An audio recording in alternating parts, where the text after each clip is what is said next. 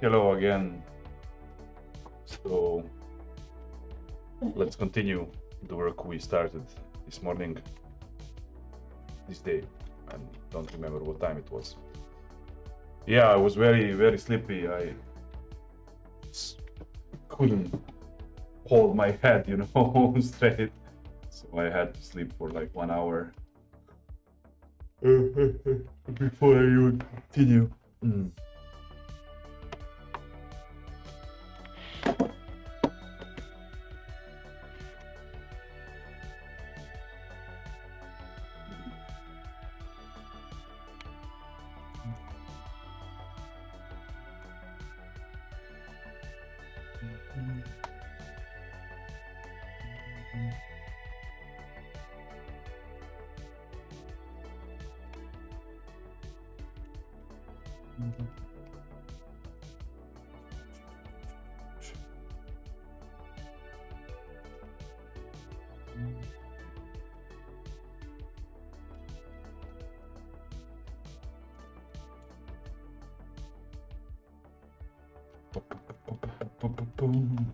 Oh, this is gonna be a really long stream, man.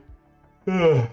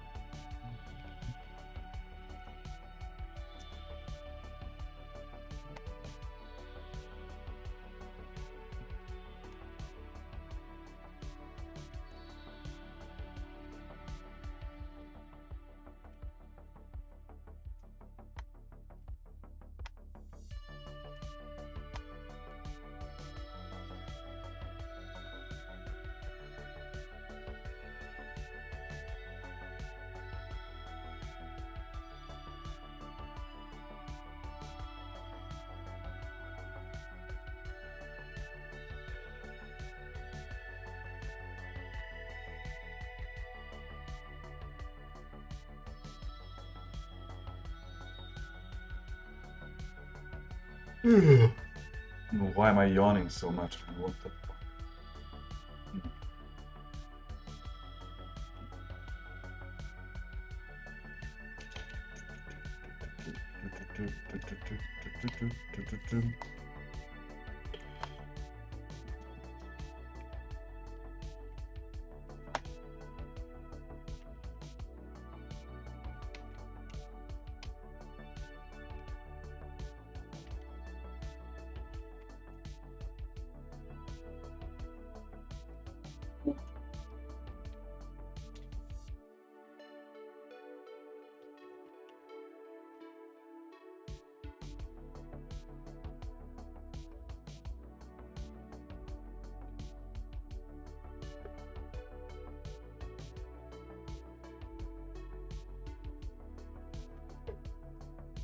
Oh.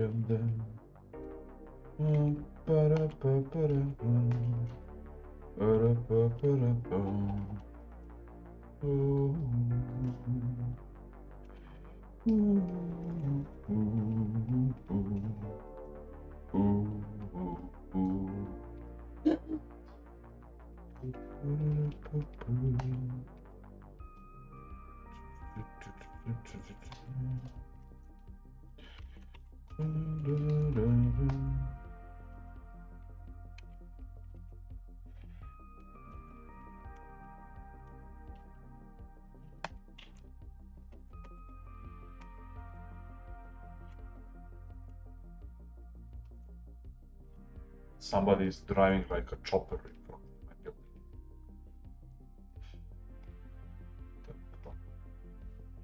What the fuck?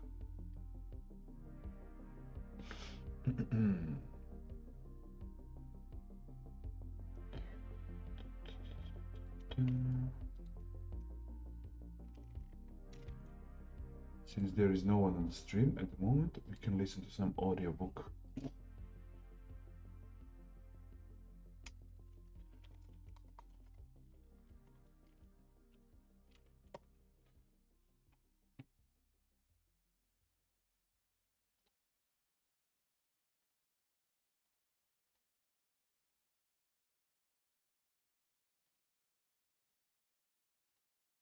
Brain.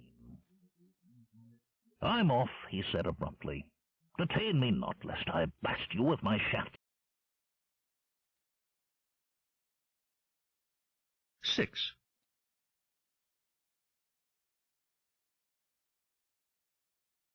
Okay, let's find something.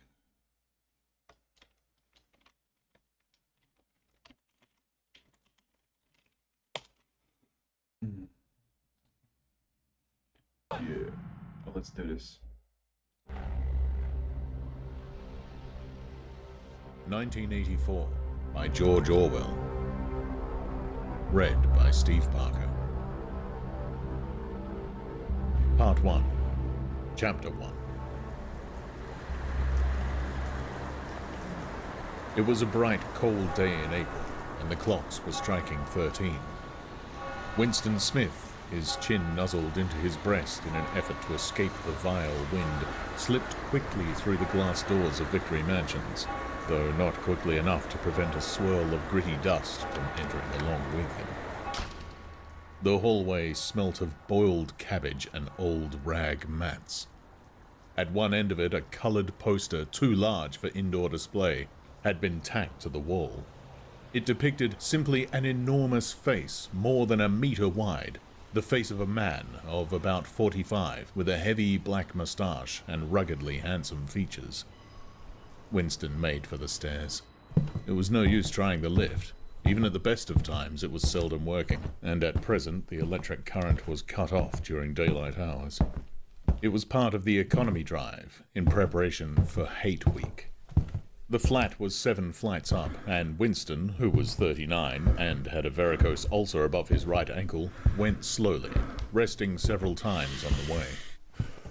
On each landing, opposite the lift shaft, the poster with the enormous face gazed from the wall. It was one of those pictures which are so contrived that the eyes follow you about when you move. "Big Brother is watching you," the caption beneath it ran. Inside the flat, a fruity voice was reading out a list of figures which had something to do with the production of pig iron.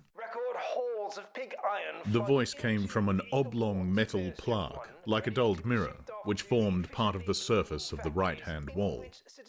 Winston turned a switch, and the voice sank somewhat, though the words were still distinguishable. The instrument, the telescreen, it was called, could be dimmed, but there was no way of shutting it off completely. He moved over to the window, a smallish, frail figure, the meagerness of his body merely emphasized by the blue overalls which were the uniform of the party.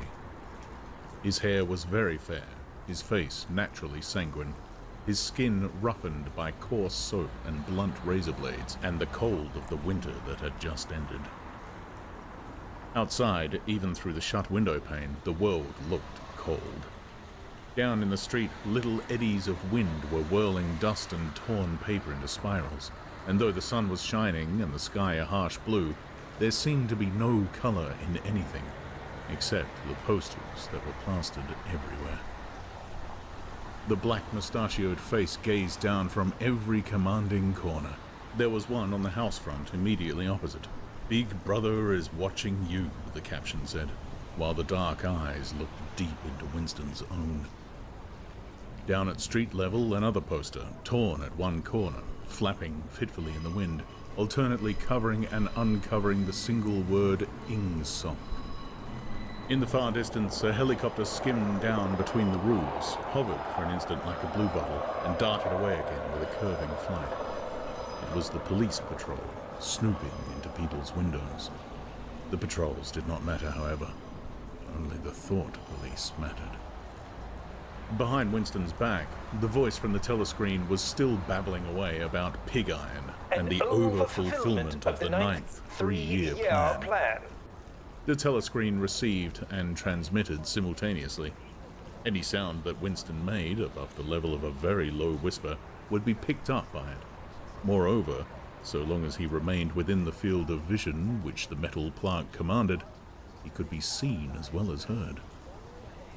There was, of course, no way of knowing whether you were being watched at any given moment. How often or on what system the thought police plugged in on any individual wire was guesswork.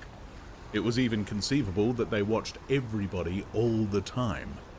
But, at any rate, they could plug in your wire whenever they wanted to. You did live, from habit that became instinct, in the assumption that every sound you made was overheard, and, except in darkness, every movement scrutinized. Winston kept his back turned to the telescreen. It was safer, though, as he well knew, even a back can be revealing. A kilometer away, the Ministry of Truth, his place of work, towered vast and white above the grimy landscape. This, he thought with a sort of vague distaste, this was London, chief city of Airstrip 1, itself the third most populous of the provinces of Oceania. He tried to squeeze out some childhood memory that should tell him whether London had always been quite like this. Were there always these vistas of rotting 19th century houses, their sides shored up with balks of timber, their windows patched with cardboard and their roofs with corrugated iron, their crazy garden walls sagging in all directions, and the bomb sites where the plaster dust swirled in the air and the willow herb straggled over the heaps of rubble, and the places where the bombs had cleared a larger patch, and there had sprung up sordid colonies of wooden dwellings like chicken houses. It was no use. He could not remember. Nothing remained of his childhood except a series of bright-lit tableaux occurring against no background and mostly unintelligible. The Ministry of Truth, Mini-True in Newspeak. Newspeak was the official language of Oceania. For an account of its structure and etymology, see Appendix, was startlingly different from any other object in sight. It was an enormous pyramidal structure of glittering white concrete soaring up terrace after terrace, 300 meters into the air. From where Winston stood, it was just possible to read, picked out on its white face in elegant lettering, the three slogans of the party. War is peace. Freedom is slavery. Ignorance is strength. The Ministry of Truth contained, it was said, 3,000 rooms above ground level and corresponding ramifications below. Scattered about London, there were just 3 other buildings of similar appearance and size. So completely did they dwarf the surrounding architecture that from the roof of Victory Mansions you could see all 4 of them simultaneously. They were the homes of the 4 ministries between which the entire apparatus of government was divided. The Ministry of Truth, which concerned itself with news, entertainment, education, and the fine arts. The Ministry of Peace, which concerned itself with war. The Ministry of Love, which maintained law and order. and the Ministry of Plenty, which was responsible for economic affairs. Their names, in Newspeak, Mini True, Mini Pax, Mini Love, and Mini Plenty. The Ministry of Love was the really frightening one. There were no windows in it at all. Winston had never been inside the Ministry of Love, nor within half a kilometre of it. It was a place impossible to enter except on official business, and then only by penetrating through a maze of barbed wire entanglements, steel doors, and hidden machine gun nests. Even the streets leading up to its outer barriers were roamed by gorilla-faced guards in black uniforms, armed with jointed truncheons. Winston turned round abruptly. He had set his features into the expression of quiet optimism, which it was advisable to wear when facing the telescreen. He crossed the room into the tiny kitchen. By leaving the ministry at this time of day, he had sacrificed his lunch in the canteen, and he was aware that there was no food in the kitchen except a hunk of dark-coloured bread, which had got to be saved for tomorrow's breakfast. He took down from the shelf a bottle of colourless liquid with a plain white label marked Victory Gin. It gave off a sickly, oily smell as of Chinese rice spirit. Winston poured out nearly a teacupful, nerved himself for a shock, and gulped it down like a dose of medicine. Instantly, his face turned scarlet, and the water ran out of his eyes. The stuff was like nitric acid, and moreover, in swallowing it, one had the sensation of being hit on the back of the head with a rubber club. The next moment, however, the burning in his belly died down, and the world began to look more cheerful. He took a cigarette from a crumpled packet marked Victory Cigarettes, and incautiously held it upright, whereupon the tobacco fell out onto the floor. With the next he was more successful. He went back to the living room and sat down at a small table that stood to the left of the telescreen. From the table drawer he took out a pen holder, a bottle of ink, and a thick, quarto-sized blank book with a red back and a marbled cover. For some reason, the telescreen in the living room was in an unusual position. Instead of being placed, as was normal, in the end wall where it could command the whole room, it was in the longer wall, opposite the window. To one side of it, there was a shallow alcove in which Winston was now sitting, and which, when the flats were built, had probably been intended to hold bookshelves. By sitting in the alcove and keeping well back, Winston was able to remain outside the range of the telescreen so far as sight went. He could be heard, of course, but so long as he stayed in his present position, he could not be seen. It was partly the unusual geography of the room that had suggested to him the thing that he was now about to do. But it had also been suggested by the book that he had just taken out of the drawer. It was a particularly beautiful book. Its smooth, creamy paper, a little yellowed by age, was of a kind that had not been manufactured for at least 40 years past. He could guess, however, that the book was much older than that. He had seen it lying in the window of a frowsy little junk shop in a slummy quarter of the town, just what quarter he did not now remember, and had been stricken immediately by an overwhelming desire to possess it. Party members were supposed not to go into ordinary shops. Dealing on the free market, it was called. But the rule was not strictly kept, because there were various things, such as shoelaces and razor blades, which it was impossible to get hold of in any other way. He had given a quick glance up and down the street, and then had slipped inside and bought the book for $2.50. At the time, he was not conscious of wanting it for any particular purpose. He had carried it guiltily home in his briefcase. Even with nothing written in it, it was a compromising possession. The thing that he was about to do was to open a diary. This was not illegal. Nothing was illegal since there were no longer any laws. But if detected, it was reasonably certain that it would be punished by death, or at least by 25 years in a forced labor camp. Winston fitted a nib into the pen holder and sucked it to get the grease off.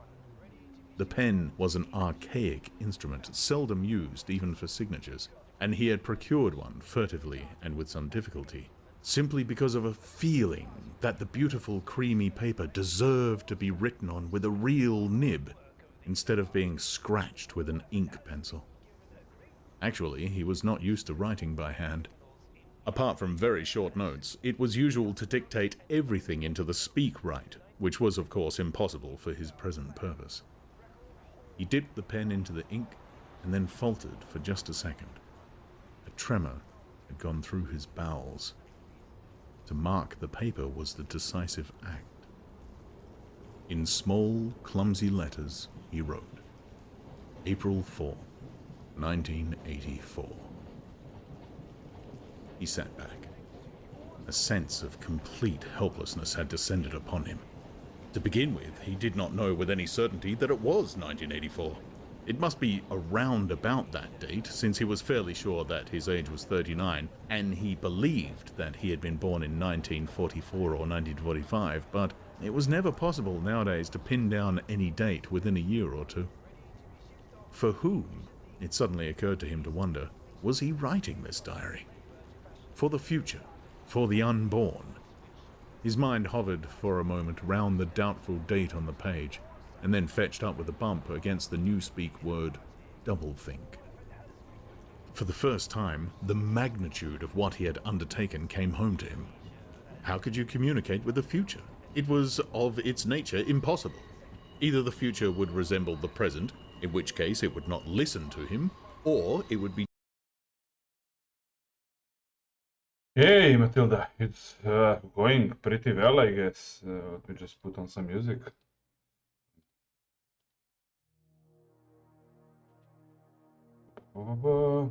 So I'm doing like showcase of hand-drawn level art, and I'm gonna make a video of this one when I finish it. So we're gonna make like a regular layer, then we're gonna make the phase beneath. I can hear it twice. You're watching your stream? No.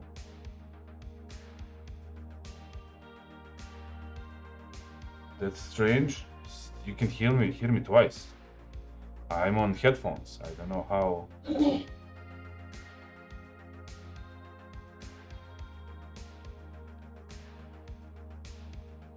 How do you mean I have it open in the background? I don't have it open on this computer at all, man. What the fuck? That's strange, man. It's really, really strange. What the fuck? You can hear me twice with a few seconds delay. What the actual... Okay. I hear you from Dennis. Yeah, of course you are. Damn you, Dennis. See? I almost like turned off and restarted the entire stream because of it. Yeah, imagine that, man. Imagine that. What a fucking troll, man. Dude.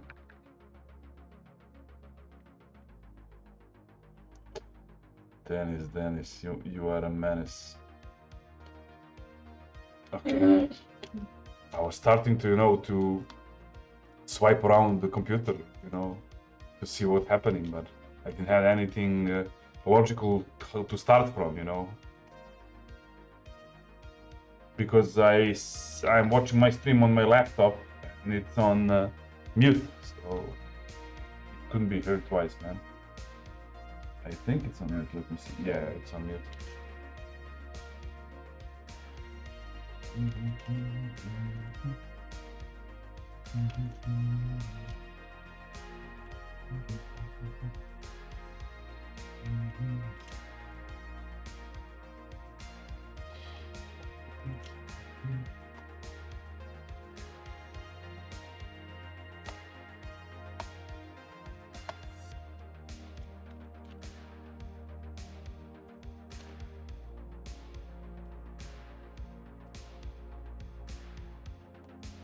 So what are you guys doing?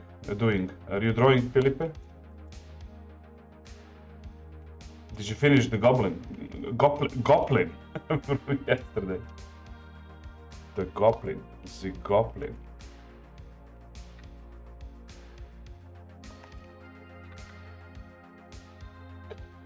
I was thinking about drawing right now. Yeah, man. We can do that if you want to. You later on you can pass me work, and we can do like together. We can do like a feedback on it, you know.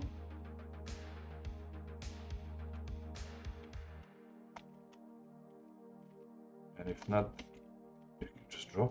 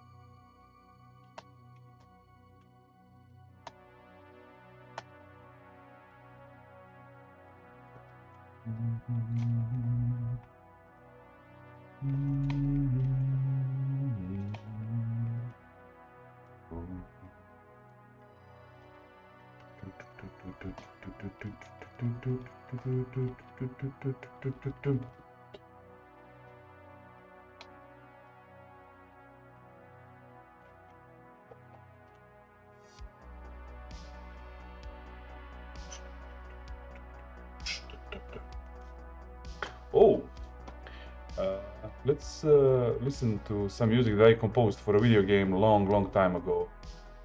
The game that was not finished, but this music I'm gonna use for my videos, so I'm not gonna let it go to waste, you know. So let's listen to it. One sec. How can I play everything? Just give me a sec. Like download some player, you'll see.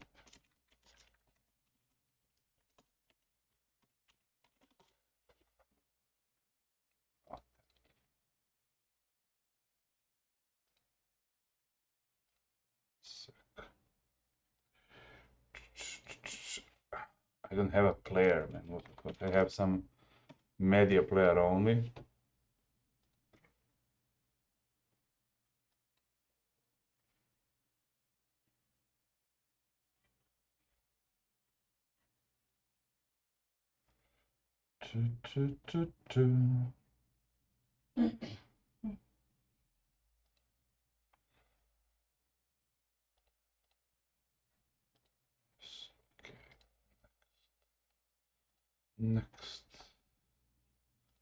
Next, yes, please install whatever. Just installing the VLC. Run VLC. Allow metadata access. Okay, so how can I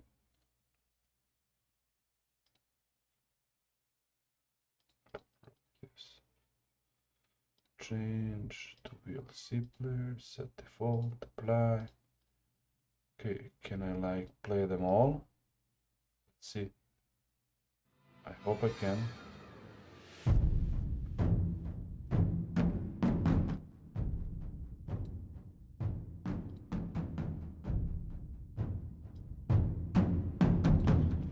Yeah, this was the music like from 2015, I think, 16 or something.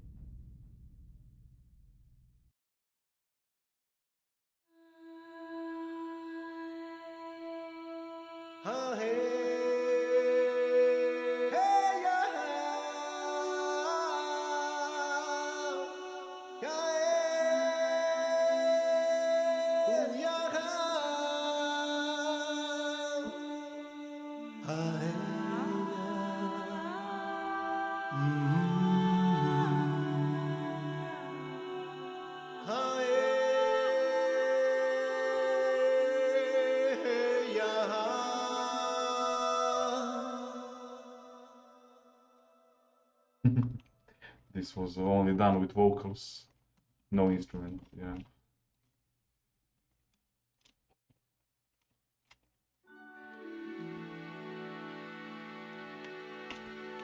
Oh, and this one was the main theme.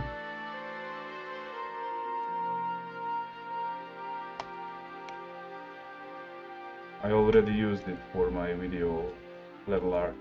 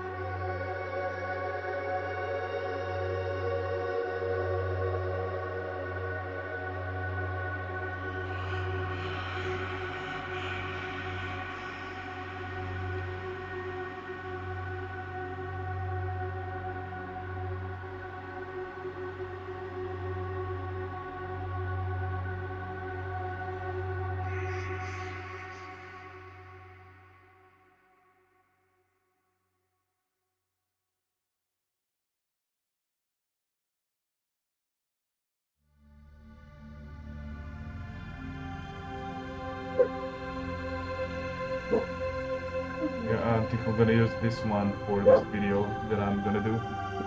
Definitely.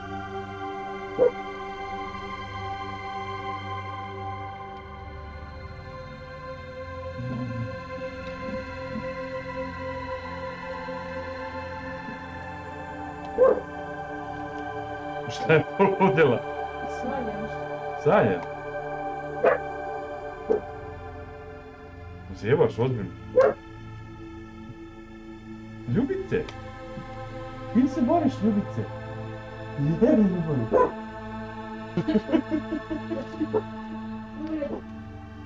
O Bože. Ej! Ej!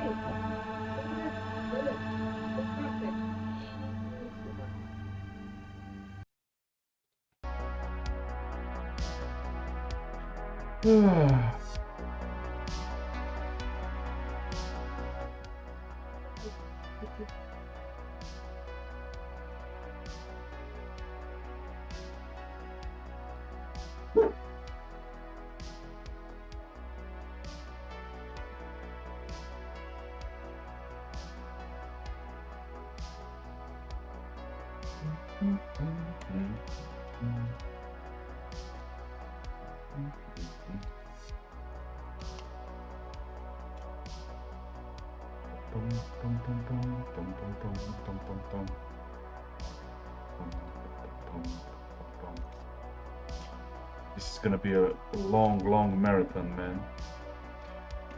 I think this illustration with all the aspects and everything that I need to do and finish for the video is gonna take like, only drawing is gonna take, I think, like 6 to 10 streams, depending on how long they last, you know.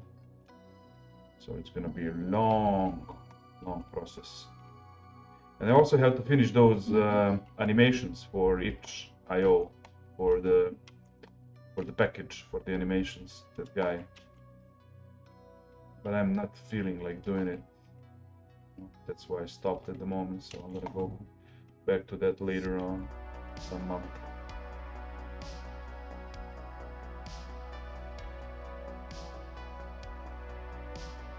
Pa-pa-pa-pa-pum, pa-pa-pa-pa-pum.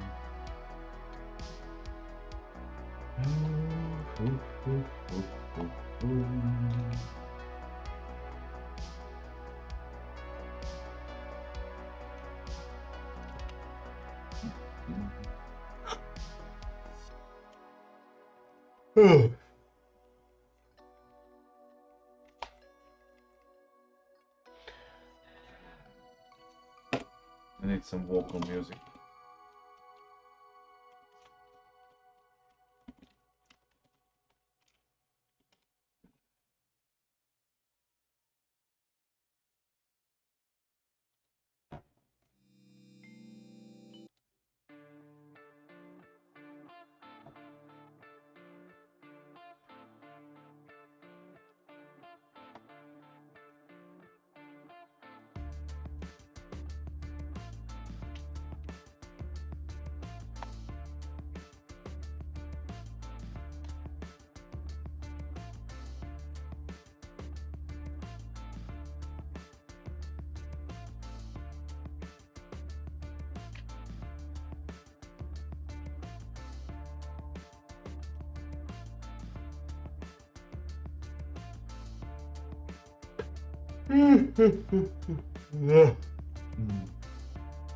Why am I so sleepy today?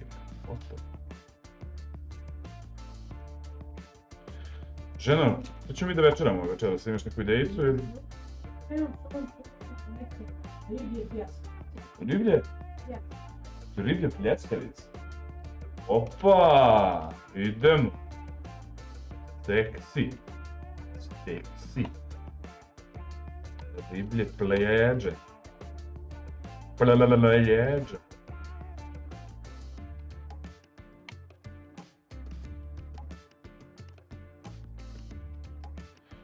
Plejeđe!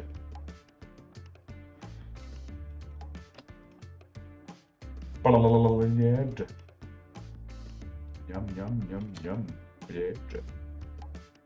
Sviđa mi se ideja, žena. Sviđa mi se tvoja ideja ovih dana baš. Biti gladan, a? Pa nisam, ne moramo još. Može još jedan sat vremena.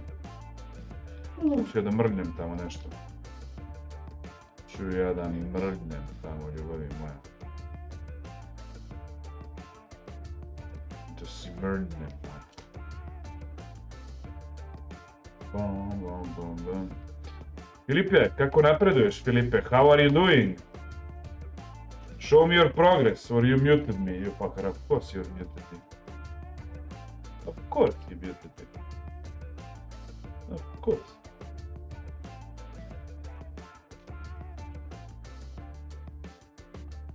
Yep.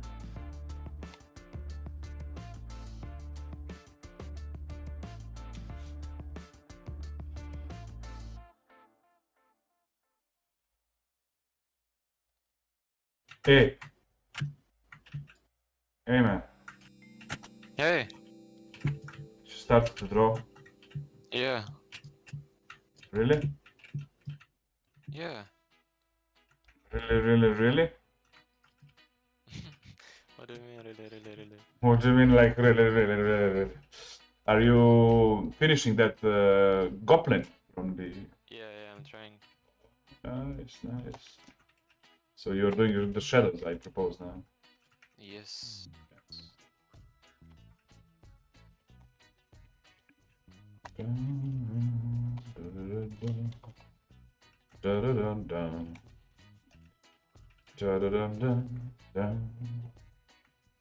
I can only hear Dennis typing, you know. Yeah, man, and I told him. He doesn't care. He doesn't care. Dude, change your keyboard, man. Dennis the menace. It's like that old typing machine, you know. Yeah.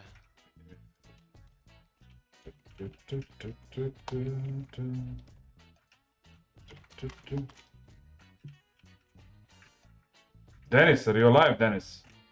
Oh yeah. Oh yeah, alive. I'm concentrating right now because I'm in a mid game. You're in the mid game. Oh, you're playing something. What? Look at him. He doesn't want to talk. He's mega concentrated. Hey, Dennis, I need you to talk to me, like right now. Wait, man. Wait, man. Wait, man. I need to finish this. Dennis. 1 second, my friend. 1 second, my Romanian friend. What is he playing, Felipe? I don't know. I mean, he's like really into it, whatever. He's like really into it. Probably Apex. Okay. I can talk now. What were you playing, man? It took you like entirely, you know? What are you saying, Dushan? What did you play? Apex, I just wanna Oh, Apex Legends, yeah. Apex, yes. Apex Legends. It's a good game, although everything is so colorful that I don't see enemies, you know? Too much colorful, how to say. Everything is mega saturated. I literally sometimes can't see the enemy even if he's in front of me. And he has like a colorful skin and he's standing near something colorful. Until he starts shooting, I can't see him, you know. Yeah. But maybe that's just me being old. You know? So, what's this?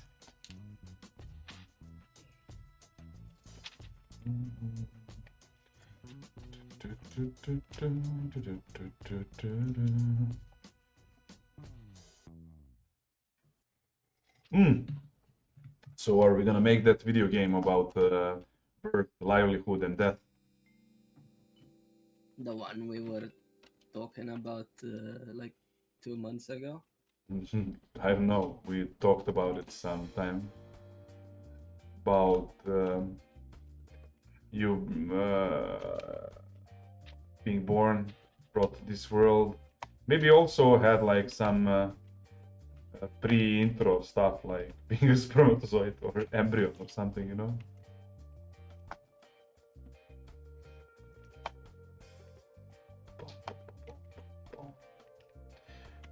Pum. Pum.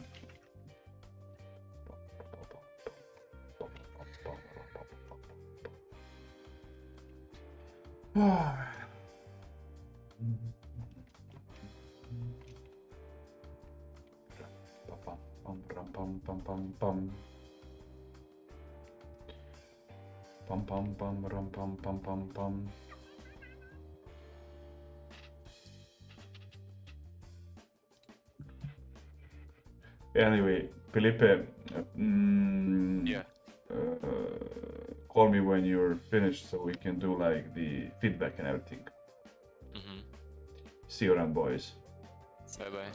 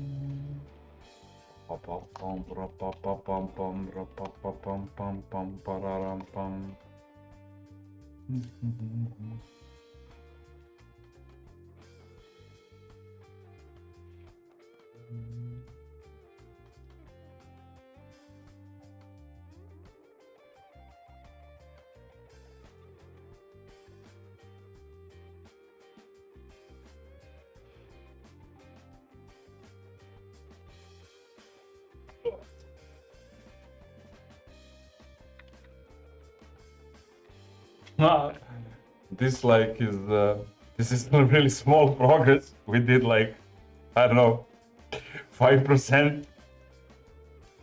Oh, this is really gonna take forever. I can already see it. It's gonna take forever. 'Cause diamonds are forever, forever.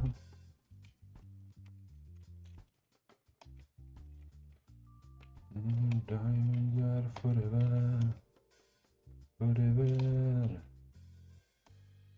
Diamonds are forever. Live forever.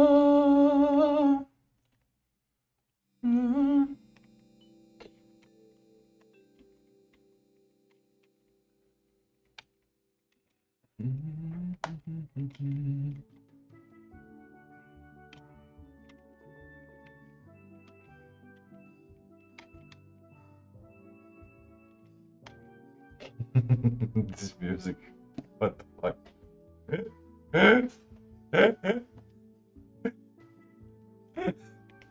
Quang quang quang quang. Quang quang quang quang.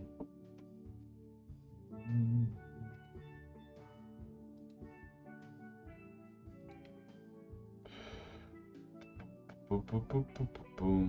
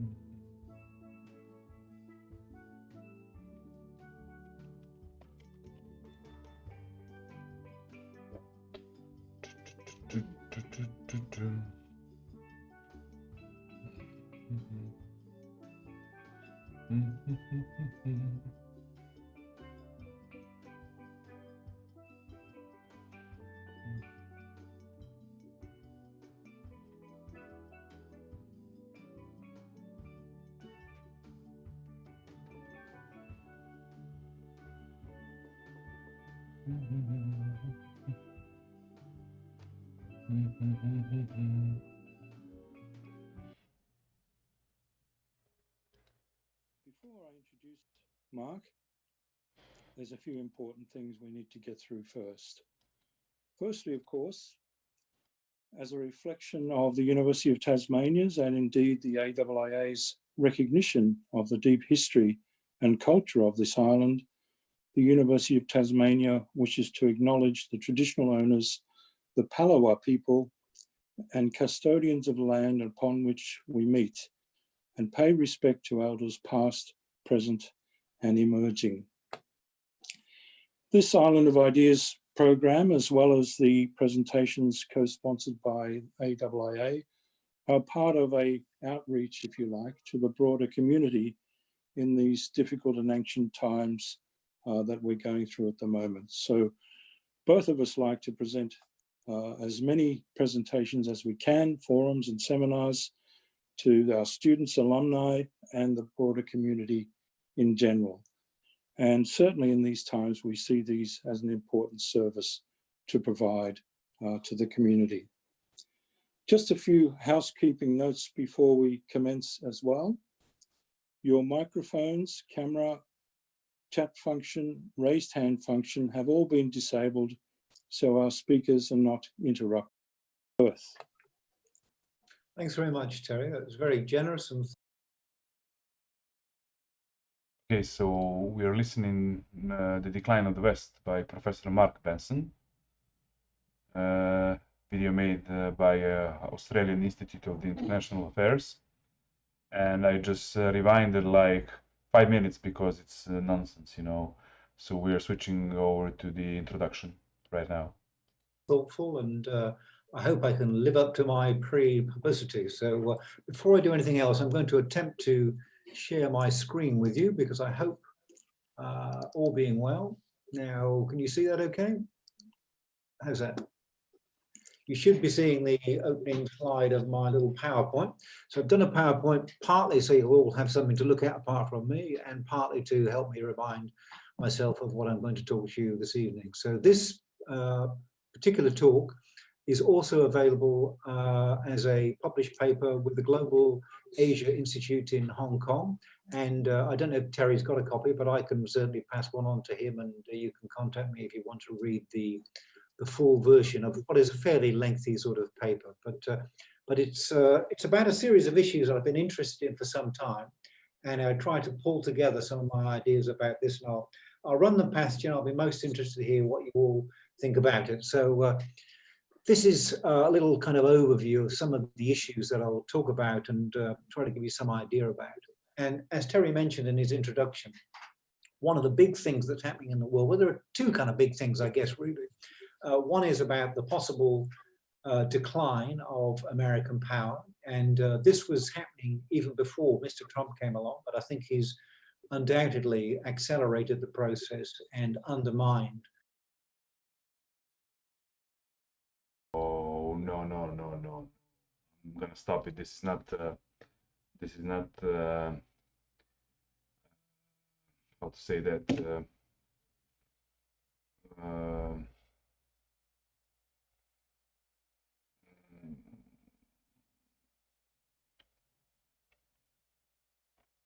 this is a political and politically colored video, so I'm not gonna listen to it.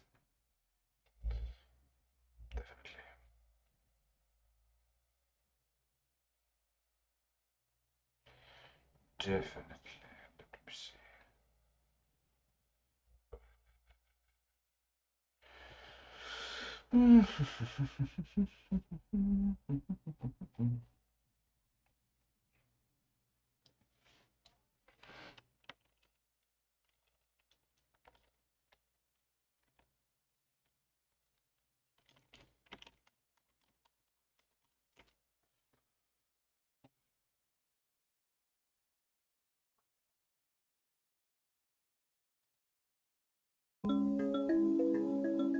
Cornwall, land of blue skies and beaches, holiday homes, bird watchers and biking expeditions, a picturesque corner of Britain, and a part of England for over 1,000 years.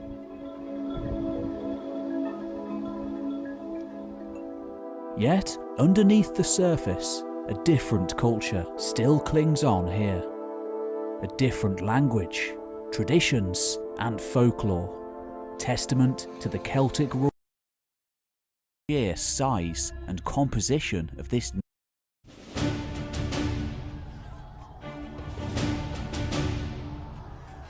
In the year 480 BC, war came to Greece.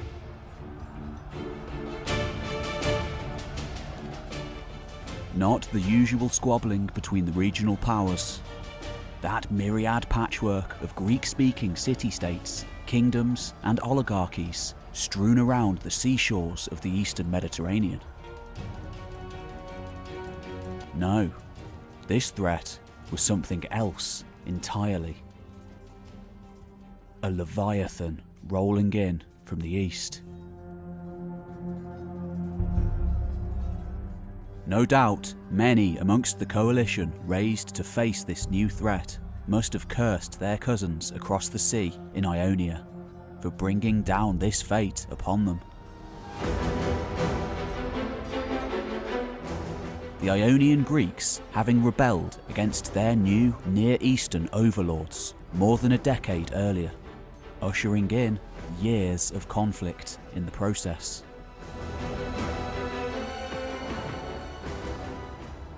And now, out in the water, just beyond the horizon of the Greek mainland, a massive army and fleet of ships to match had gathered, the likes of which the Greek world had never seen before. To those defenders, each individual Greek state being able to field a few thousand men at best, the sheer size and composition of this new force must have been near incomprehensible. The Greek historian Herodotus, writing several decades later, claims that over 2.5 million men were present from all nations of the known world. Today, we simply don't know the actual size of the invasion force, though modern scholars tend to estimate the number closer to somewhere between around 100,000 and 200,000 men. Still a massive force. This was the Grand Army of the Achaemenid Persian Empire. Quite simply, the most powerful state that had ever existed in the history of the world. And in many respects, Herodotus was quite right. This force didn't consist of Persians alone, not by a long shot. To name a few, those present were Medes, Elamites, Babylonians, Phoenicians, Judeans, Egyptians, Bactrians, Scythians, Sogdians, Lydians, Cushites, even Indians from the far-off eastern edge of the known world. Together, these were the subjects of a colossal land empire, stretching from the deserts of Libya in the west to the Indus River Valley in the east, from the steppes of Central Asia in the north to at least the first cataract of the Nile in the south. Many of these contingents of soldiers fought on behalf of their own local rulers, the same elites who still governed their kinspeople at home. Yet, in truth, above all, there was only one king who really mattered. A king of kings, the Shahanshah who sat on the Persian throne. In 480 BC, that man was Xerxes, son of the mighty Darius the Great, one of the greatest administrators in history, and grandson of Cyrus the Great, the warrior lord who'd brought the world to its knees. For the Greeks, a literate society from whom most of our evidence on the Persians is derived, the situation looked bleak. This last and greatest of the Near Eastern empires of the ancient world was the most successful that the world had ever seen. This was a very different, extremely hierarchical world to that of the Greeks, who saved their prostrations and worship for the gods rather than mortal rulers. Today, across the plains and mountains of the Middle East, the remains of fire altars, monumental architecture, temples, and cities can still be seen. A testament to this long gone by age when all roads led to Persia. The Persians are thought to have worshipped deities of the natural world: water, fire, earth, and above all else, the sky. Their foremost deity being Ahura Mazda, depicted here as a winged guardian.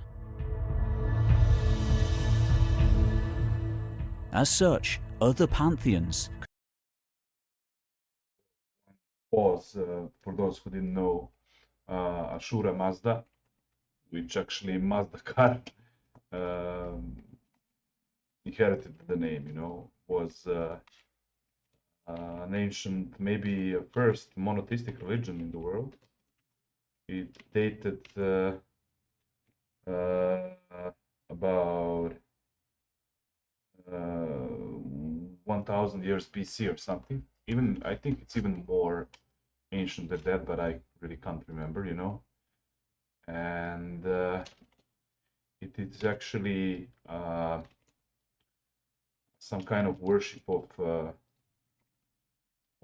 fire. One sec, sorry, I'm trying to fix something. Darko Mitrovic, hey, pozdrav to you, my man. Also, how are you doing? So today, truths you can also see in Abrahamic religions. Yeah.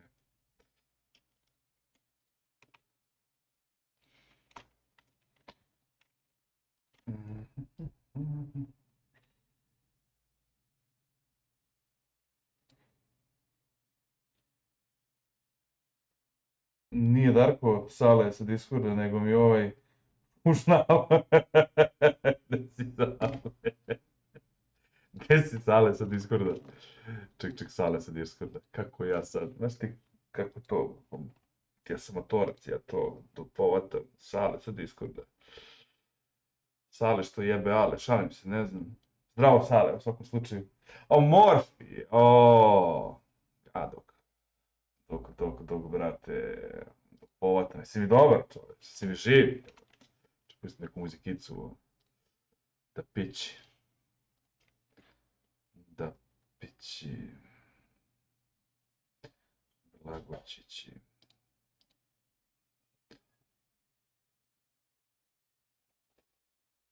Da pići, blagočići.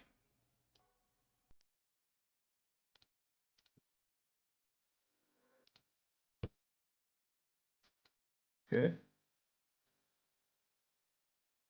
Guram klizi nekako. Guraj, brate moj.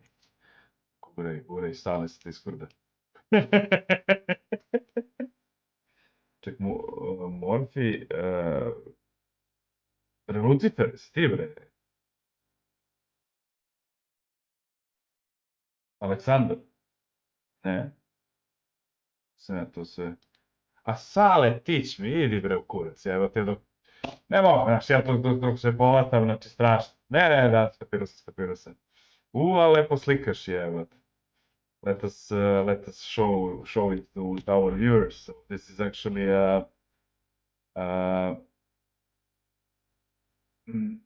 oil painting, I think, done by our friend, I think, yeah, by you? By Sale, teach me. Look. It's a good work, man. It's a good work. Acrylic, yeah. I really like it. But the color of the sky is too strong, stronger than the color of the earth, which is much closer to you. So look, if it only were just a little bit saturated, it would be more natural, you know? And this one that is closer to you, you saturate it more. What the fuck? Sorry. So this one, this part that is like closer to the eye of the viewer, if you saturate that more, transit it to a red-ish, just a little bit more. So I'm just doing like quick fixes, you know. Now it has more depth, you know. So the further the object is from your eye, the less saturated it is always. But this is actually nighttime, yeah. So yeah, that is different. Then the sky should be darker, like intensive. Yeah. Anyway, it's a great work, man. It's a great work. I liked. I really liked. You can add like a few trees here. Just okay. Beautiful, man. So when did you start to paint with the acrylic?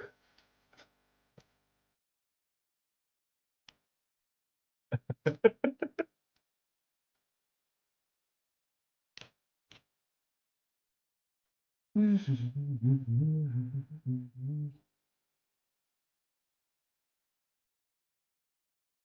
this music is too loud for me, but I'm gonna increase it for you. A few months ago, this is my fourth painting. Oh, really? You have the photographies of the first three?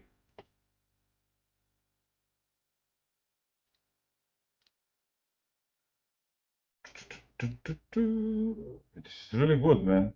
You should see my third painting. It looked something like, I don't know, something like this. Let me show you. So my third painting looked something like this.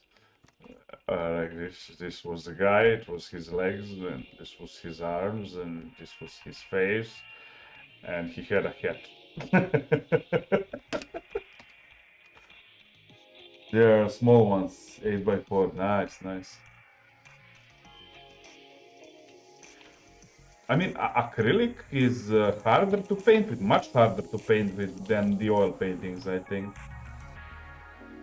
When you try to blend and mix the colors, yeah? I never painted with the acrylic colors. Acrylic. Colors.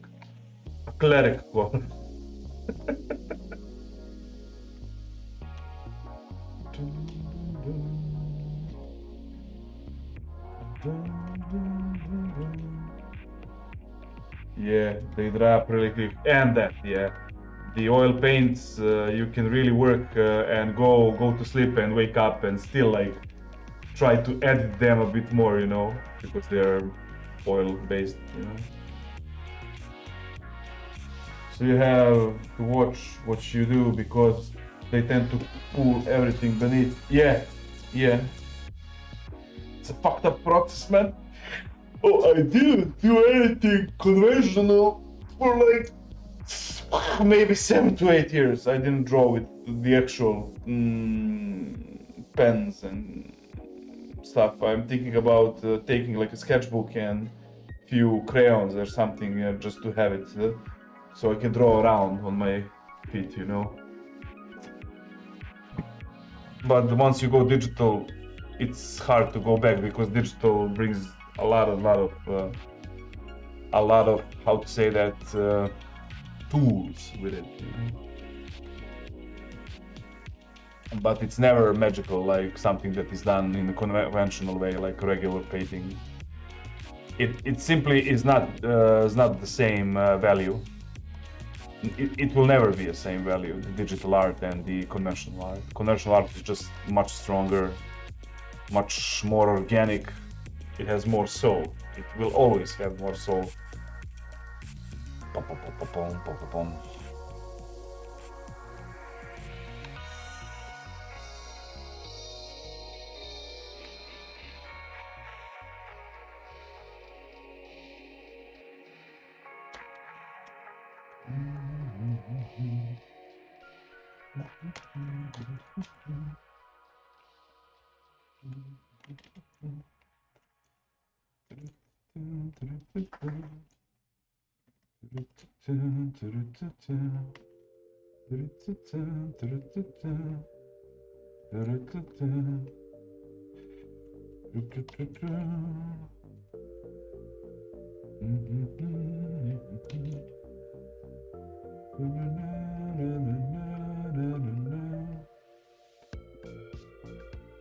But because of the nature of the work that I am dabbled into, game dev and game art, I just have to constantly draw on digitally, you know.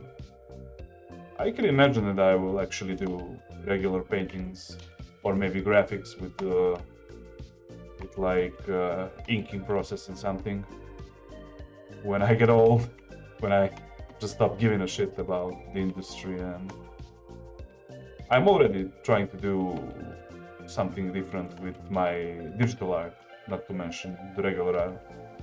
Any tips for perspective drawing? Well, let's see.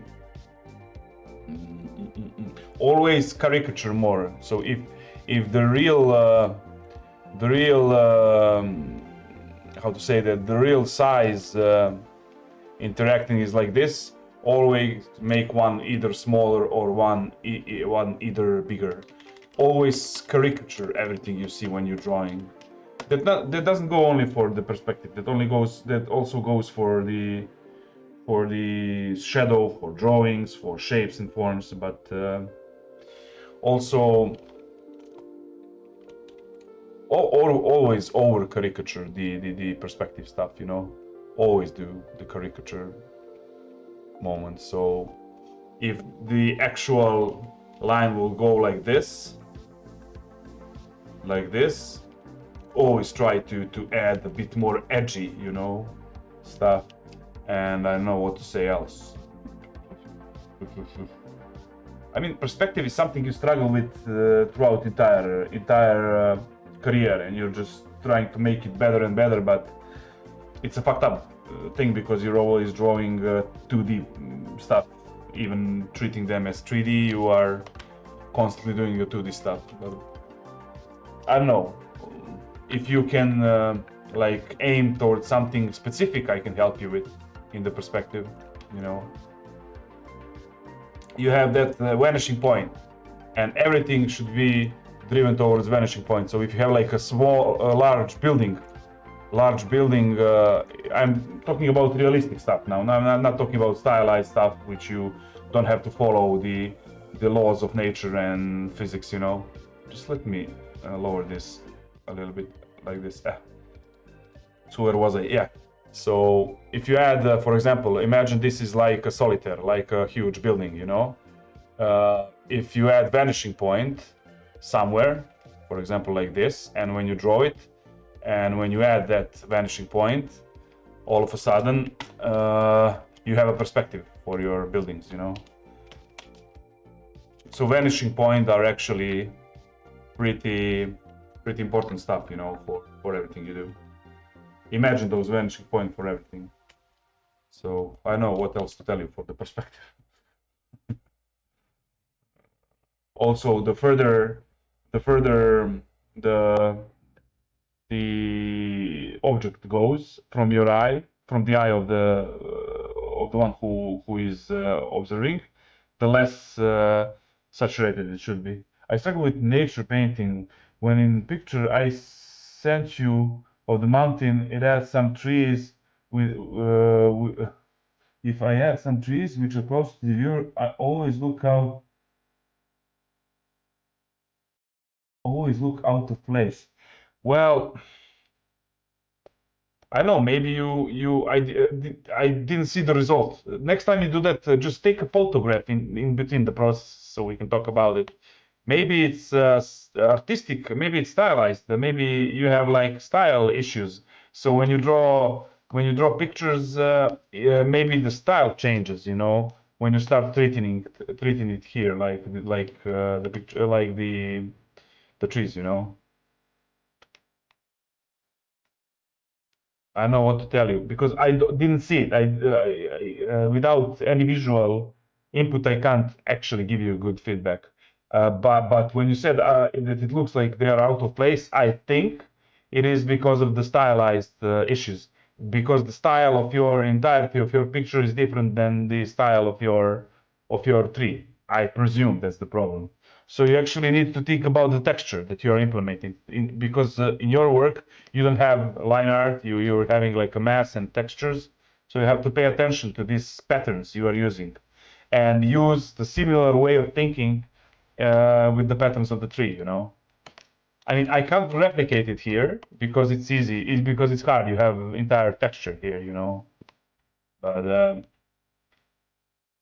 I don't know what else to tell you, man. Next time you do it, the trees, just take the how to say that,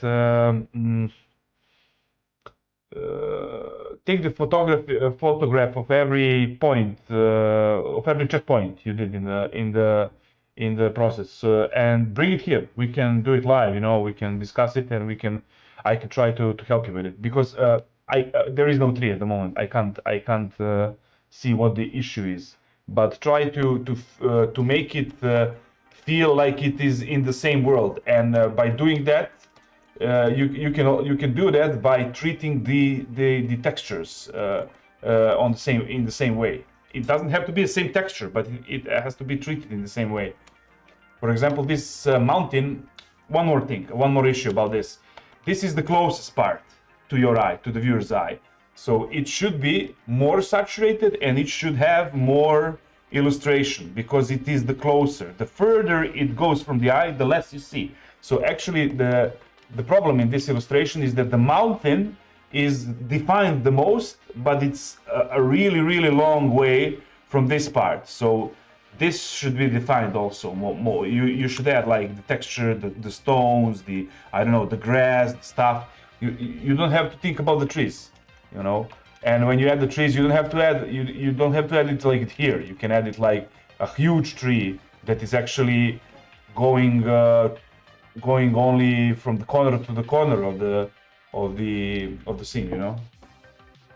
I was afraid to add more stuff, not to screw it up. Well, don't be afraid to screw it up. You need to screw up your art in order to progress. If you don't screw up your art, you are not making the progress because you're always constantly circling around your safe zones. So as soon as you move out of your safe zone and start doing mistakes, that's the moment where you're experimenting and where you are learning. So try not to make a good artwork at the moment. Just try to play around, try to experiment. So when I talk about my art and my artistic progression, the most beautiful progression I made is always when I experimented and make like a bunch of mistakes.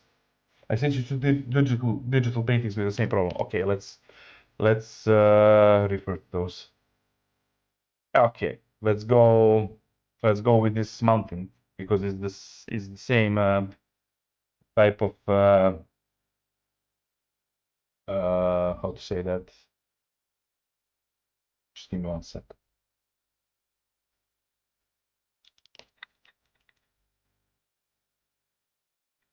It's the same type of the painting. Okay. So here,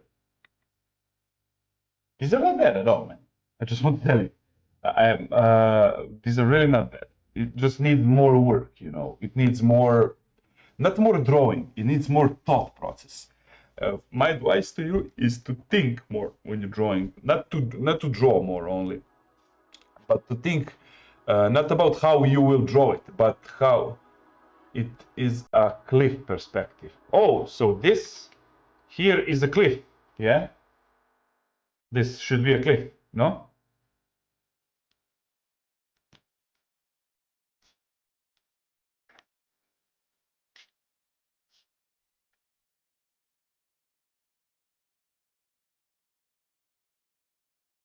Yeah.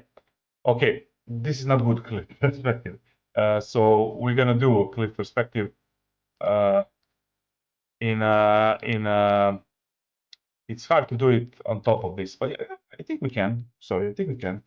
So first we're gonna treat this as not a cliff, but as sorry, just give me 1 sec.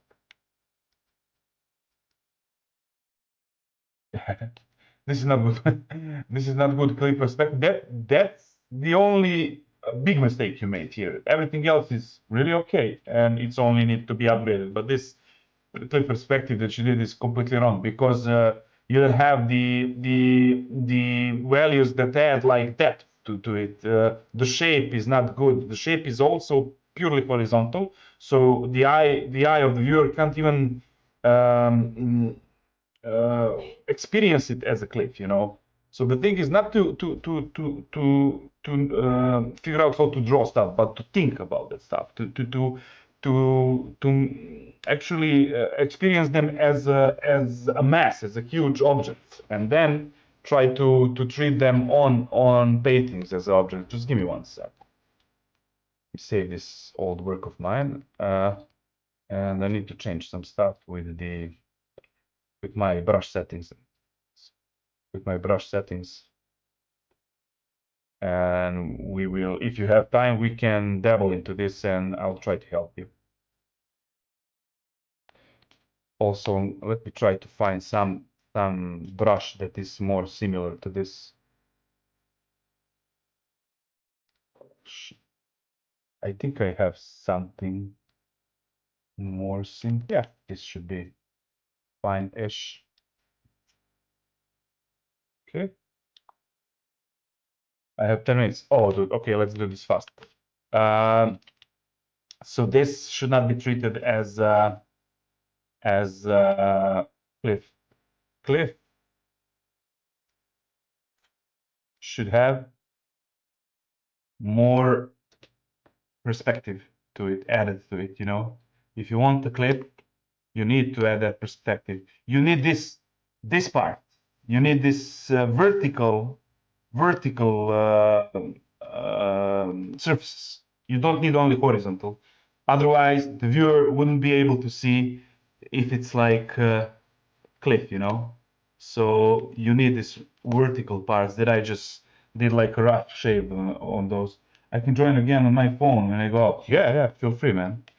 We have the materials here now. We can add them. So my advice to you is when you're trying to add a cliff perspective, add those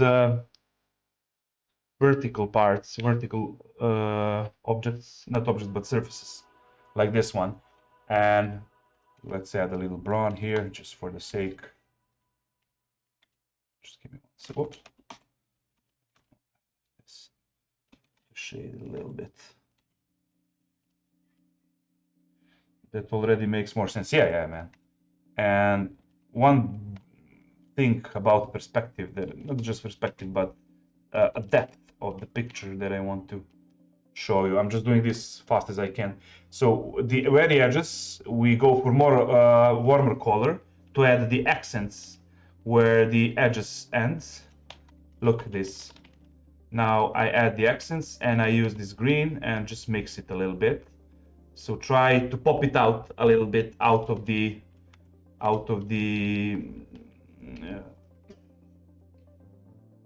grassland below.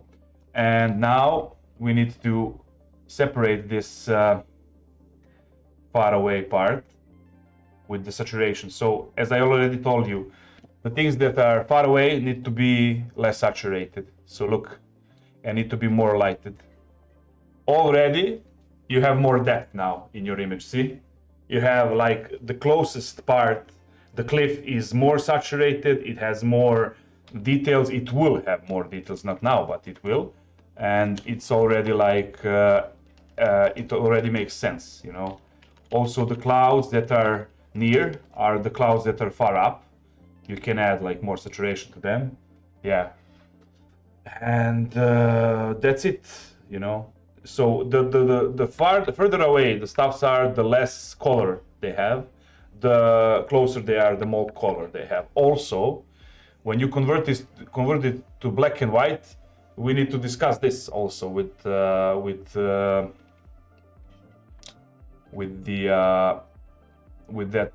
parts. Also, the stuff that are far away needs to be more light than the stuff that are closer, you know. And you can use the black and white filter just to make sense of that, you know, even more. So if you turn off the black and white, yeah. Okay. Yeah. About the contrast, yeah. The stuff that has more contrast are the stuff that are closer. The stuff that have less contrast are the objects that are far away. Yeah. The source of light here, we didn't talk about that. It seems that your source of light is coming from this side, over here. See, so the shape of the mountain is strange. Sometimes it has that sharp edges, you know. Let me see. Try to add it, and you can use those sharp edges to actually create that roughness of the mountain, you know. We will try on this one. Nah. So it's not from that side, it's from this side. Light comes from this side. What? Nice. Felipe, Matilda will be on the Goblin in a sec.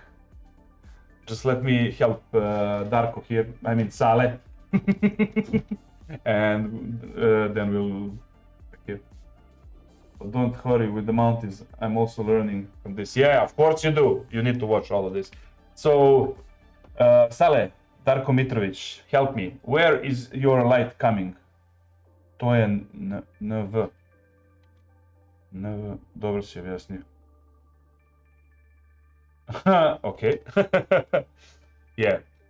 So if the light comes from this side, or does the light come from this side or from this side? We need to talk about that. When you imagined the picture, where did the light come from? Where did the sun was? Was the sun on the left side or on the priput? Oh yeah. So from here. Okay. So if the sun is from here, if the sun is here, sorry, yeah. Good. We need to add those rough parts a little bit.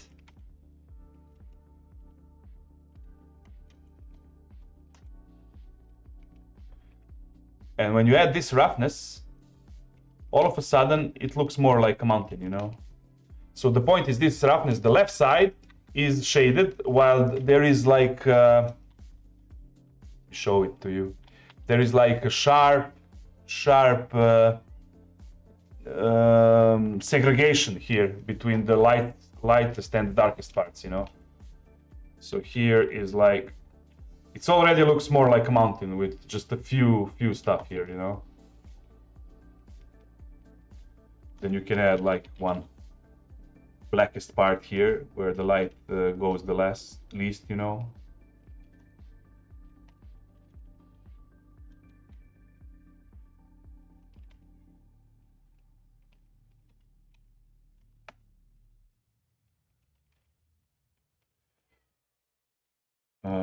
Say okay, all right, I don't know anymore.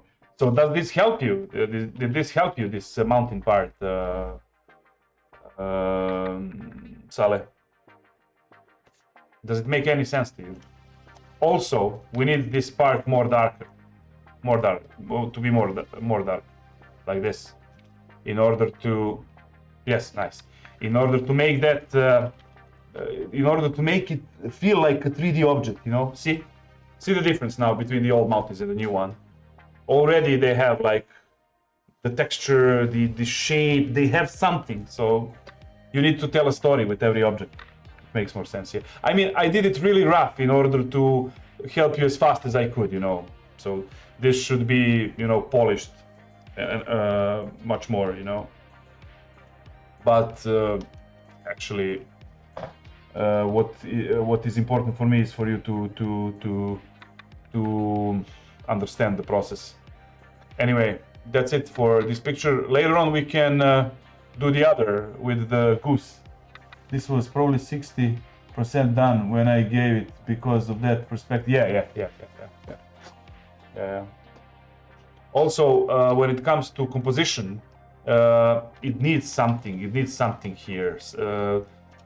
Maybe a few trees like this. I don't know. Maybe more trees or something. See, try to be as fast as you can when you're drawing. You don't need like realistic shape. You need just illusion of an object at the beginning. Later on, you can add stuff to them, you know. But for now, just try and add something like this. The stream name should be speedrunning my viewers to professional artists. Yeah, man. There is no speedrun for that. But it's always easier when you have somebody to explain you. So yeah, maybe, I don't know, maybe here we should add like a cabin or something. I'm just saying. It needs more elements in this part, you know. You know, and if light comes from that side, we need like also to add this. It doesn't matter. So yeah, it needs more stuff here, you know. Anyway, Matilda, Saleh, later on we're gonna hop on and do the intervention for the other one. For now, yeah. I hope that I help you with something over here. I hope that I did. I think I did, you know. Even if you like remember only the two stuff from everything that I told you, like the 2 points, you already will make a huge. upgrade on the next illustration. You had like the basics are good. You just need to work on and think more, draw less and think more when you're drawing this stuff. And don't try to draw like a mountain or a cliff. Try to make an illusion of stuff. And always, if you ask me, it's better if you do it like unzoom it and do it in the unzoom mode. Therefore, you will make more of the artistic approach. You know, I wrote it down. Don't worry. Nice. Okay, Matilda, let's go to your work, man. To the grappling. Get out of my comfort zone. Yeah, that's the most important part. I mean, every artist runs around its comfort zone. It's called style. You know, you develop your style, but how you upgrade your style is the question of how much you are willing to go out of it, only to come back to it later and add on some new information into it. You know, just give me a sec. Tiberiu. Oh, this is looking pretty good. Just give me a sec. Print screen.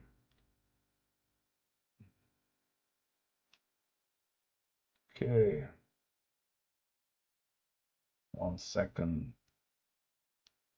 1 second. What? Sorry. Something went.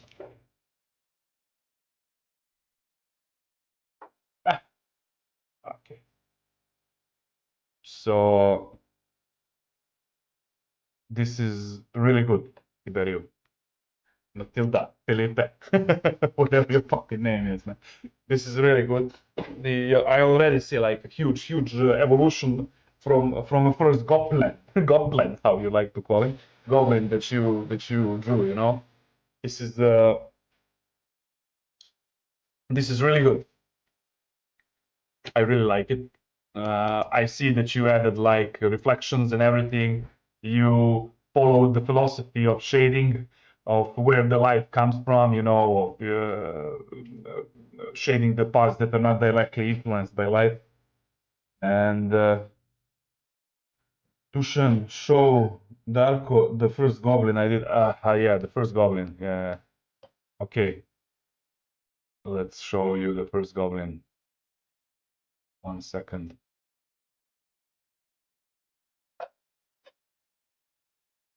Here is the first, and this is only three days before, man. This is only 3 days before. I think my internet is lagging. So we had like a few informations that we processed, and from this he actually came to this So yeah. Anyway, where were we? Let me see. So this is good, man. It's like I don't have anything in particular to tell you. Everything is fine. You just need to repeat this process until it goes deep under your skin, and you just make it better and better. Also, try to develop your own way of shading, your own way of. I just told you the way how I'm doing things, but if something is not working for you, feel free to explore as much as you can. In particular, do you have some issues with this goblin? There's something bothers you, so we can fix it. And try to, because you already move around and do the job with tons of information that they gave you, and I don't want to overflow you. You know, I don't want to overflow you with the information. I want you to take these information that you have now and try to build onto them. You know, to make this implements more efficient, how to say. So what is there something that bothers you in this goblin? Also, you need to shade here. You miss place for shadow here. You need shadow here beneath his ear. No, Dushan, you're right. The information you gave me is plenty for me to Python. Yeah, but is there something bothering you here? I just wanted you to take a look at it. Man, it's beautiful, man. really, I'm proud, fucking proud. You need to work on this hair because this hair is okay, but not for this style. You have line art, semi, how to say that, semi comic book style now. So you have to work on your hair to be more stylized, you know. Something I don't know.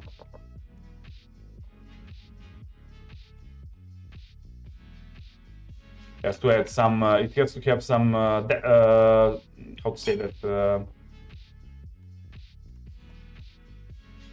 It needs to be more fat, for example.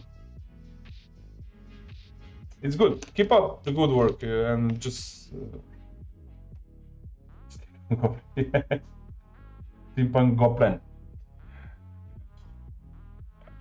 If you need any help, just yell. What was that?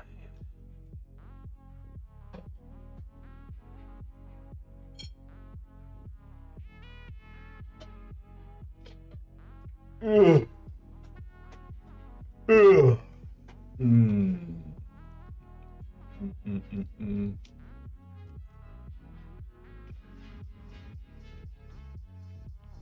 Oh, sec. I need to. Why am I feeling so tired and sleepy today? I really don't know, man. I really don't know.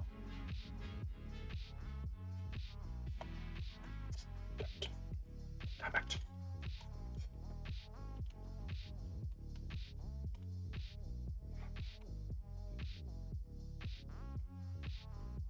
The fuck? Oh, low, yeah. Forgot to, because I changed some stuff when I held Sale and I forgot what I changed. Brate Dušan, yay, brate Swiper, tennis, my friend. Say, my friend.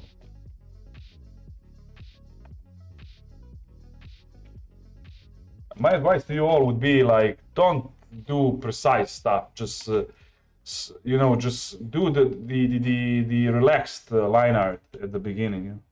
Stop feeling tired. Yeah, man. I'm an old grumpy man. I can't stop feeling tired. I'm constantly tired. I need to seriously get into workouts because by this point I'm gonna, I don't know. I don't feel as strong as I was like only a few years ago, so like 4 years ago. And I need to change that by adding more and more intensive workouts early in the morning, you know, like do a morning prayer and go straight to practice.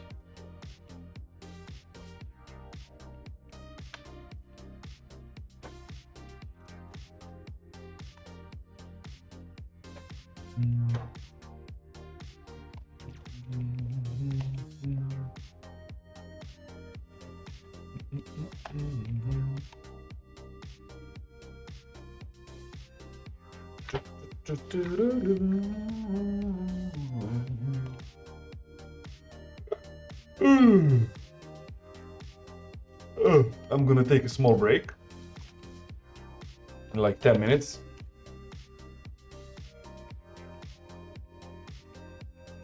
And then I'll be right back. See you soon, guys.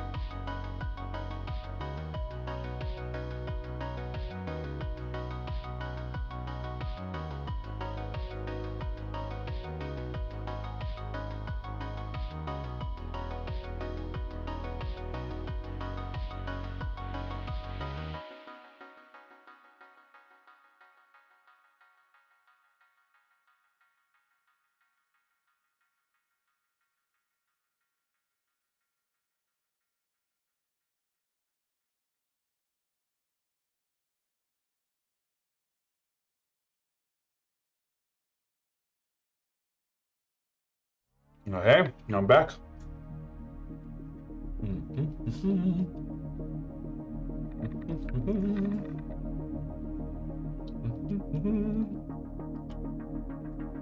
Calligraphy. What is it?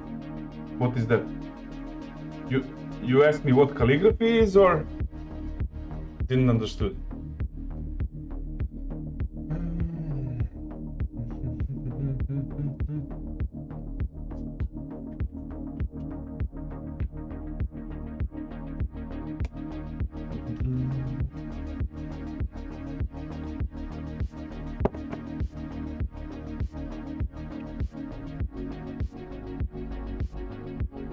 Mislim da sam samo ja ostao. A, i Rumuniji, vratit će se Rumuniji, nema da se tiče. Yeah, where were we? Oh, I want to do that other art that you sent me, teach me. Yeah. Oh, so it's a boat on the seaside. Yeah? No?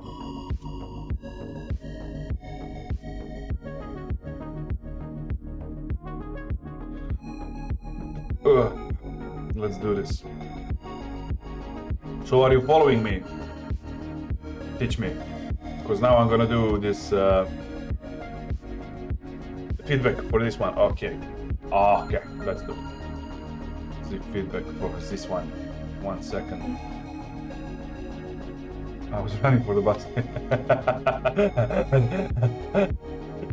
Okay. Just give me 1 sec. I need to add some stuff. Okay. Change some sensitivities because this is completely different artistic style than mine at the moment. The one that I'm doing, so I need to change like sensitivities, brushes, and everything, you know.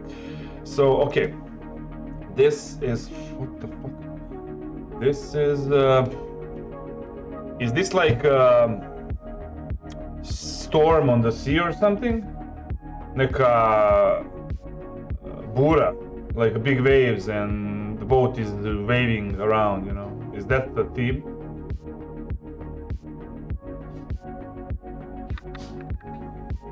Wait a sec. Oh, you're not there. Okay, I'm gonna wait a sec. Yes. Okay. So first thing, it's too bright, if you ask me. The color theme. Yeah, Nemirno more. Yeah. So it's like ruthless, restless sea. The color and the theme are totally not in tune. In tune, how to say, you know. The color is like shiny day on shiny warm summer day on the seaside, you know. It's almost as, you know, idyllic situation, like this is a beach and something, I don't know. And we don't want that in this one. So the first thing we're gonna do is actually we're gonna play around with the colors and the contrast and the brightness. So first thing we should do here is to reduce the brightness, increase the contrast, play around with the colors, add more bluish, more reddish to make it purple. It's clouds, like this. Okay, 1 sec. I know what this is on the bottom, but it has to go. So 1 second. So first, only by doing these small things, we already changed the entire mood of the picture. See, it is more dramatic. It is more. It is leaning more towards the like restless sea theme, you know. And let's just copy this, flip it. I just want to cover this bottom part because it doesn't make any sense, to be honest. I'm gonna work on it. Just keep it like this for now.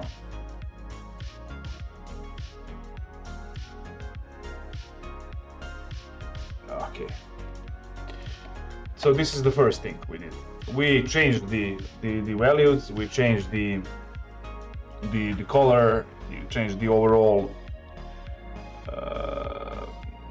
ambient of the picture. Next thing we need is to make it more dynamic by changing the entire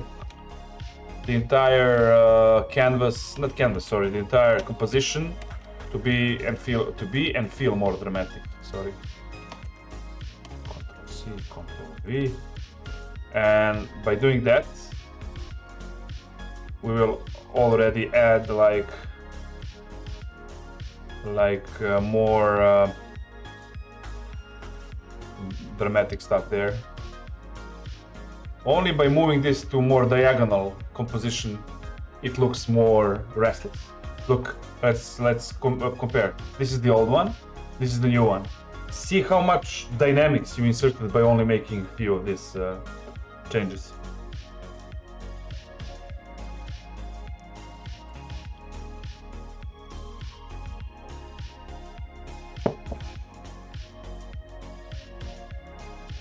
Also, I would lower the saturation for everything, make it more grayish.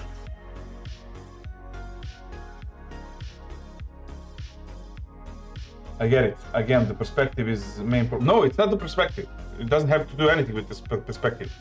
It's only rotation of the entire canvas. I just rotated it to be more diagonal. So there was no issue with the perspective. It's the composition issue. Composition was too much calm, flat. It looked like a seaside in the bright day. And by changing the color mood and few things, we changed already that stuff, you know.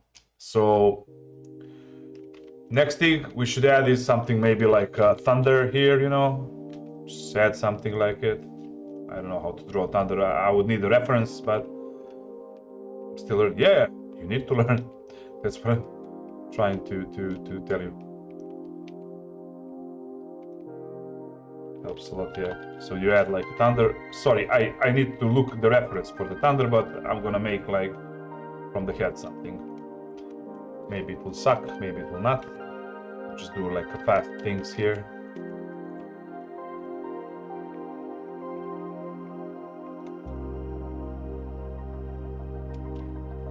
So because it's far away, we need to reduce this over here.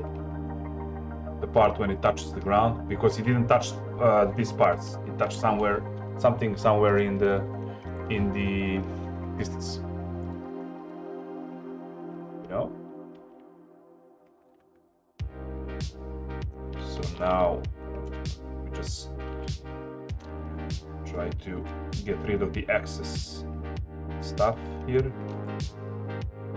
I don't know if this is correct thunder, but let's just say it is. Anyway, the next thing is the foam of the water. You need to add like few it's salt water in the sea, so it forms foam whenever the sea is restless, whenever there are waves and stuff. So you need to add these white parts now as a contrast, you know.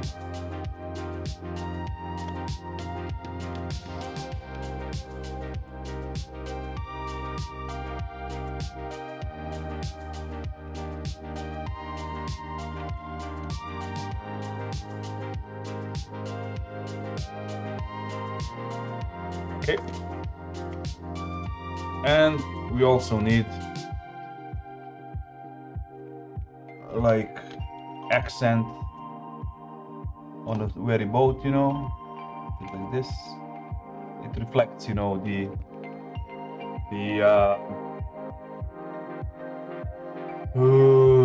thunder, lightning, whatever was the name. Right. Okay, and the next move is sorry, I think that my Photoshop just died. Why? What the fuck is going on, man? My Photoshop is dead. Nice. Okay, let's just wait. Maybe it will. Hard kills, not hard, piracy kills. You know what I mean in this case. Yep, there it is. So we have like a problem with the window actually. Just give me 1 sec. What?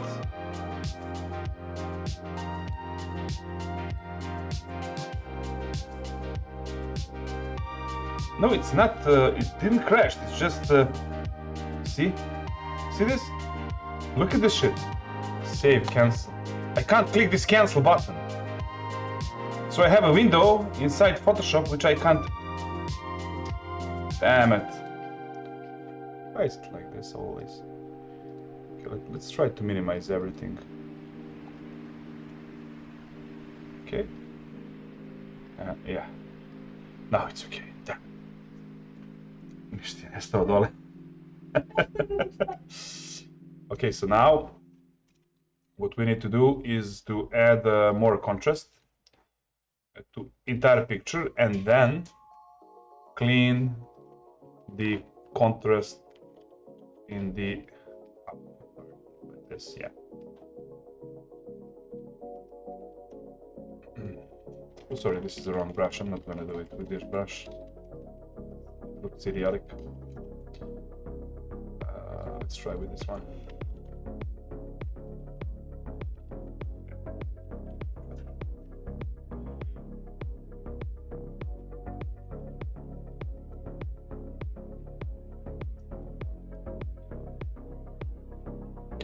Okay.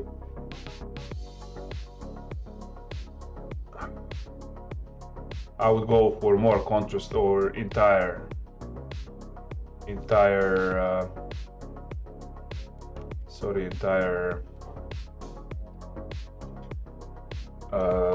illustration and just around the lightning to give it some.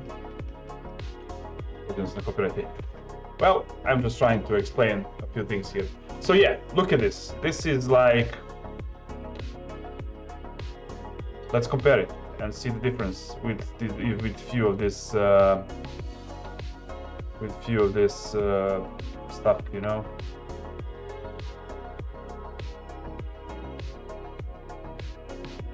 So this was the old one, and this is the new one. See the difference? We had different colors, different saturation, different color values at all, different lightness. We moved the seaside to be more diagonal and not horizontal, and already it gave the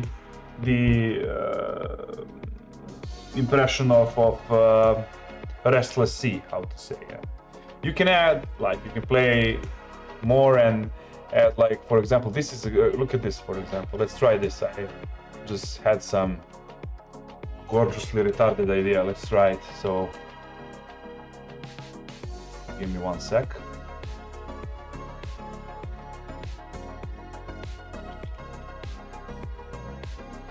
Okay, and now let's delete the inner parts of this.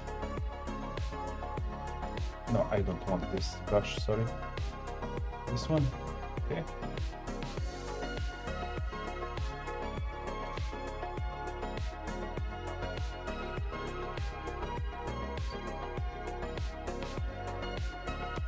And add this white.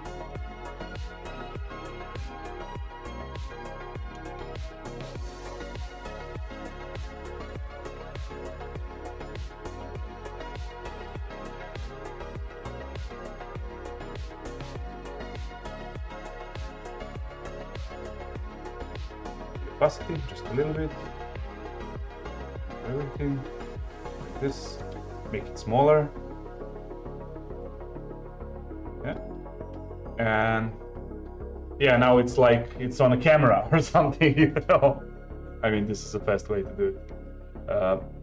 Also, when the lightning is rolling on the sky, there is a reflection on the clouds. On the bottom cloud, part of the clouds, there is a reflection from the very lightning, you know. So we would have to also add that, you know, this.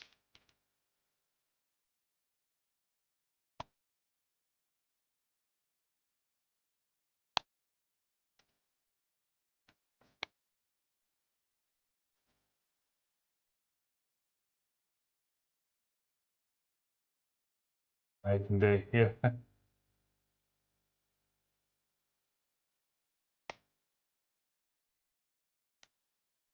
And I also think that beneath on the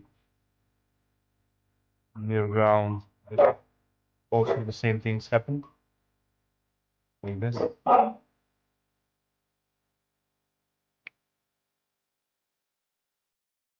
And we can also add a little man here, man. A little man, man. Like a lonely man, man. Just trying to survive. Struggling, keeping on to something, you know. Just make it like, yeah, I don't know. Something like that. Let's make him smaller. Yeah, like this.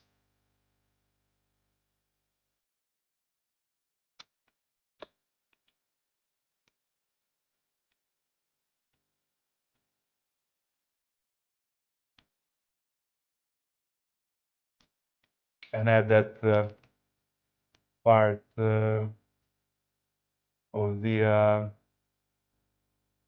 how to say, the sails, you know, like ripped, broken sails or something.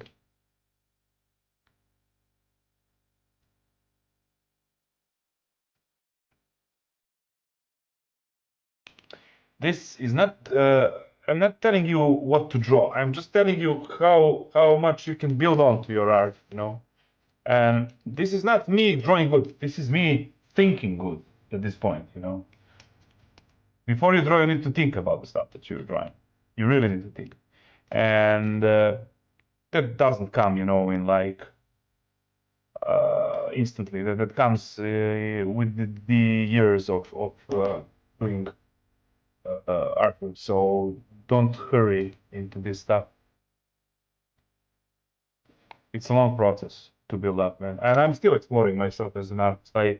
Don't I don't see myself as like completed artist. You know, I'm far completed. I can say I'm professional, but I don't feel professional. I always feel like a child just dabbled into and started to do some art, man.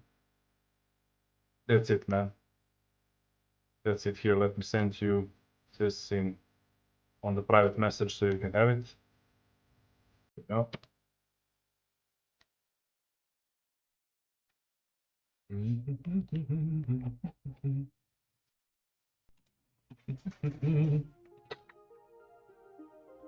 No, not a problem, man.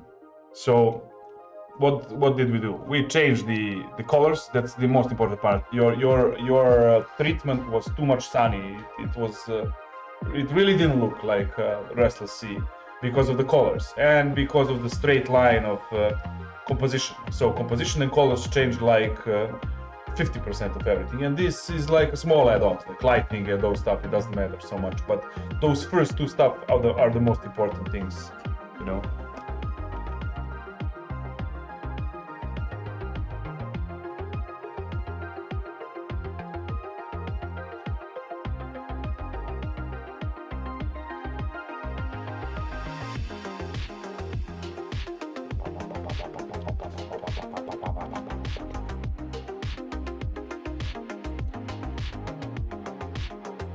Give more thought to what I'm drawing. Yeah, definitely. Try to visualize it always. Try to. And please make mistakes. Fuck up your art. Throw it. I don't know. It doesn't matter. Just don't go around the.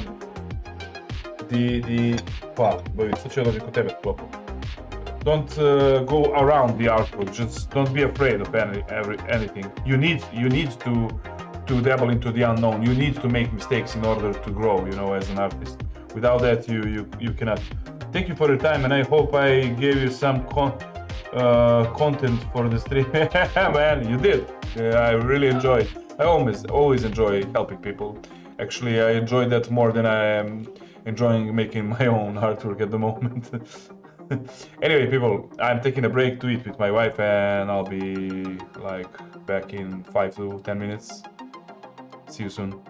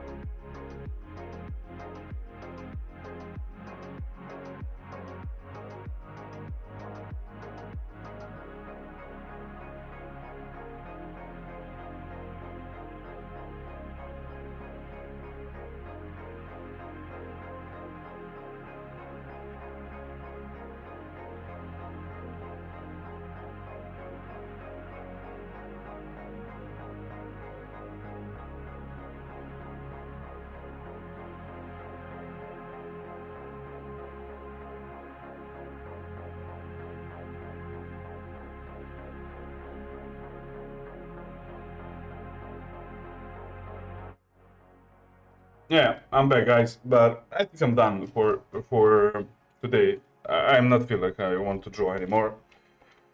I'm gonna continue with this tomorrow. I even kind of forced myself to draw second time today to try the second stream, but I just don't have like nerves for it. At least we had like that fun part when with the feedbacks and everything. Anyway, thanks for watching and love you all.